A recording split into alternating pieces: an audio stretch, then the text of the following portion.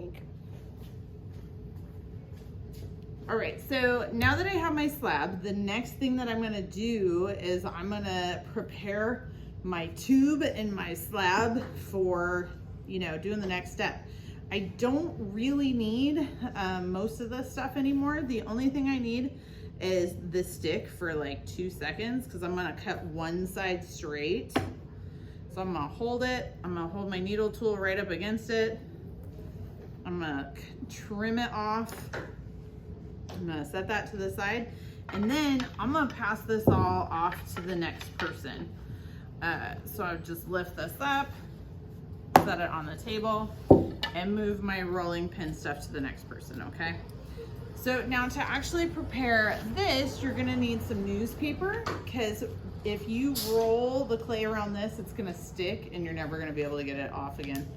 Now, what I see some people do is they'll just be like, oh, I need newspaper. Is this okay, Missy? And they try to wrap their clay around this.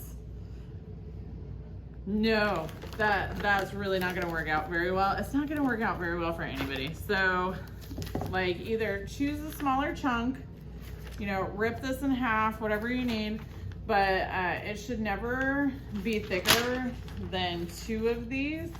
1 is usually the best. But when you roll this up, you're going to make it super nice.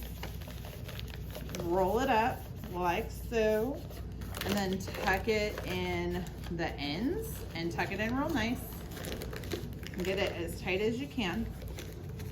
Okay, so this newspaper is gonna allow us to take the tube out after we've used this form to make our shape, okay, our form.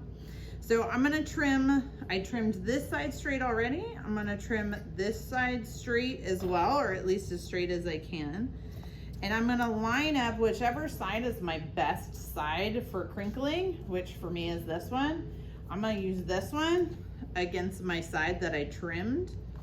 And I'm gonna roll very carefully my slab and make sure it matches that edge until it can touch again. Now this slab isn't quite enough for the base, but that's okay. I still have my extra clay, so once I've got this part slipped and scored, which I'll show in a minute, I could borrow the rolling pin back from somebody else and I could make the bottom. But notice I cut one edge over here down on the bottom and I matched up real nice. This edge is still just funky. That's okay.